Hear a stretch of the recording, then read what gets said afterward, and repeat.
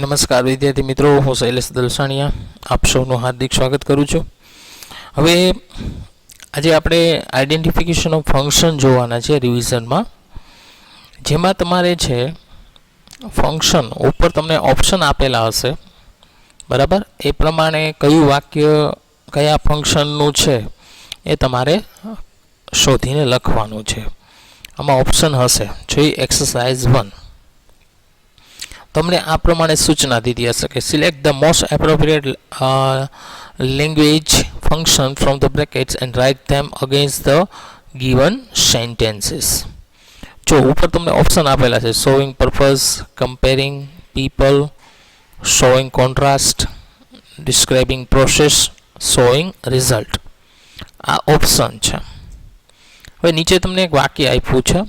તમને પરીક્ષામાં 4 option પૂછાશે: A, B, C અને D, એ રીતે, બરાબર? જો કે ઉપર જ તમને બધા 3 સેન્ટેન્સ આપ્યા હશે, 4 ઉપર ઓપ્શન દીધેલા હશે. જોઈએ પેલું વાક્ય: the artist worked hard with a view to. હવે જો આ વિથ અ વ્યૂ ટુ છે એટલે પર્પઝ જ હોય. હંમેશા ઇન ઓર્ડર ટુ હોય કે વિથ અ વ્યૂ ટુ હોય તો એનો જવાબ શું આવશે? શોઈંગ પર્પઝ, બરાબર? આ એક યાદ રાખજો કે વિથ અ વ્યૂ ટુ અથવા ઇન ઓર્ડર ટુ, કારણ કે એ બેનો મિનિંગ થાય ના હેતુથી, બરાબર? તો એવો મિનિંગ થાય છે, એટલે એના લીધે આમાં શું આવશે? Showing purpose. ત્યાર પછી બીજું જોઈએ: the colour of this trousers is good but the quality is the worst. કે આનો કલર સારો છે શર્ટનો, પરંતુ તેની ગુણવત્તા ખરાબ છે. તો જો અહીં કમ્પેર કરે છે. શું કરે છે? કમ્પેર. તો શું આવશે? Showing contrast. ટૂંકમાં આ વાક્ય બટ વડે જોડાયેલું છે.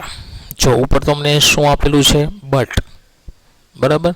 અને હંમેશા બટ, ધો, ઓલ્ધો, યેટ, સ્ટીલ આવા બધા સેન્ટેન્સ હોય તો કોન્ટ્રાસ્ટમાં આવશે. ત્યાર પછી જો ત્રીજું વાક્ય: the ledge was so high that the leopard could not reach. આ સો ધેટ વાળું વાક્ય છે, એટલે શું આવશે? રિઝલ્ટ આવશે, બરાબર? લેજ એટલે અભેરાય, કે અભેરાય ખૂબ જ ઊંચી હતી, તેથી દીપડો છે તેની પર ચડી શક્યો ન હતો અથવા પહોંચી શક્યો ન હતો. એના પછી જો ચોથું વાક્ય: my selection of colours is as good as yours. જો આમાં એઝ નો ઉપયોગ છે, એટલે કમ્પેર કરી છે, તુલના કરી છે. તો શું આવશે? કમ્પેરિંગ પીપલ અથવા કમ્પેરિંગ થિંગ પણ લખી શકીએ, કારણ કે કમ્પેરિંગ થિંગ આવી શકે, બરાબર? ત્યાર પછી પાંચમું જો: 2 tablespoon yeast are added. કે 2 ચમચી છે, ઈસ્ટ એટલે ઓલો આથો આવે ને, જે આર એડેડ, કે 2 ચમચી આથો ઉમેરવો. તો ટૂંકમાં આમાં છે એક પ્રોસેસ છે એક પ્રકારની. હંમેશા જોજો કોઈ વાનગી બનાવતા હોય, બરાબર, તો એમાં એક પ્રોસેસ આવે.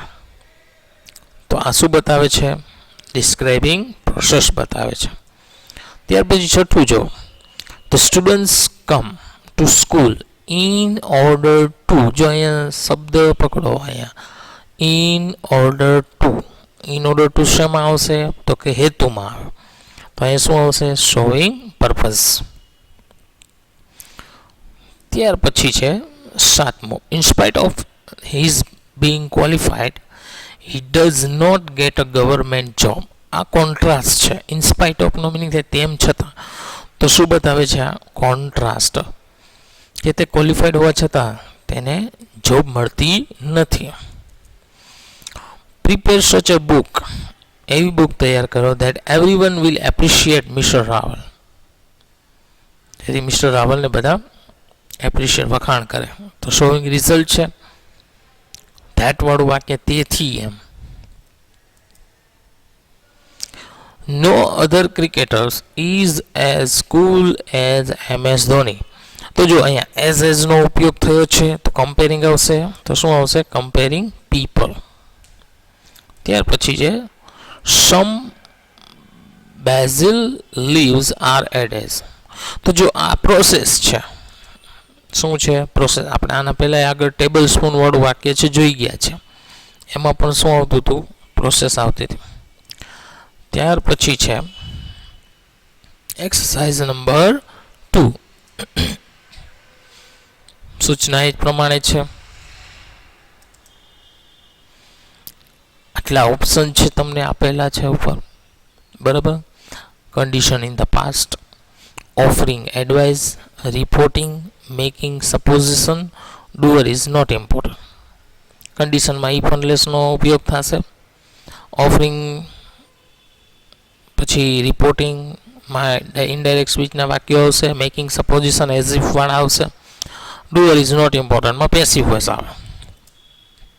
જો પેલું વાક્ય છે the English teacher ask me why I was absent, તો જો આસ્ક્ડ મી છે એટલે પેસિવ ઇનડાયરેક્ટ સ્પીચનું વાક્ય છે એટલે શું બતાવે છે? રિપોર્ટિંગ, બરાબર. ત્યાર પછી જો બીજું વાક્ય છે the thief was caught today morning. એ વોઝ કોટ છે એટલે પેસિવ વોઇસ છે, એના ઉપરથી આઈડિયા આવે કે આ ડુઅર ઇઝ નોટ ઇમ્પોર્ટન્ટનું વાક્ય છે, બરાબર. ત્યાર પછી જો ત્રીજું વાક્ય before exam the student should work really hard. Exam પહેલાં વિદ્યાર્થીઓએ સખત મહેનત કરવી જોઈએ. તો આ ઓફરિંગ એડવાઇસ છે, એક પ્રકારની સલાહ છે, બરાબર. ત્યાર પછી જો ચોથું Khudabakhsh sang the song as if છે એટલે સપોઝિશન જ આવશે, બરાબર.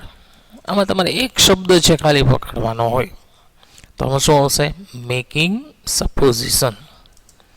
ત્યાર પછી જુઓ if is rain we will not go to Central Mall. If unless વાળું છે એટલે કન્ડિશન આવશે. Condition in the past. The boy told his father that. Told છે અને ધેટ છે એટલે ઇનડાયરેક્ટ સ્પીચનું વાક્ય છે એટલે શું આવશે? રિપોર્ટિંગ. જો આમાં અમુક શબ્દ છે પકડવાના છે તમારે. The patient had been saved very intelligently. આ પેસિવ વોઇસનું વાક્ય છે એટલે શું આવશે? Doer is not important. ત્યાર પછી જુઓ આઠમું મયુર હેડ બેટર મીટ સાયક્રેટિસ્ટ. કે મયુરે છે સાયક્રેટિસ્ટને મળવું જોઈએ એટલે સલાહ છે એક પ્રકારની. તો શું આવશે? Offering advice.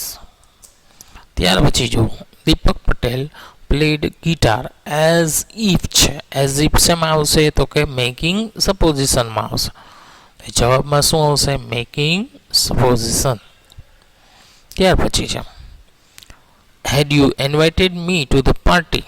હેડ વડે વાક્ય શરૂ થયું છે એટલે કન્ડિશન જ હોય, આ યાદ રાખજો, બરાબર. હેડ વડે વાક્ય શરૂ થયું છે એટલે ઇફ અનલેસ અથવા હેડ વાળું વાક્ય હોય તો એ શું હોય છે? હંમેશા કન્ડિશન જ હોય છે.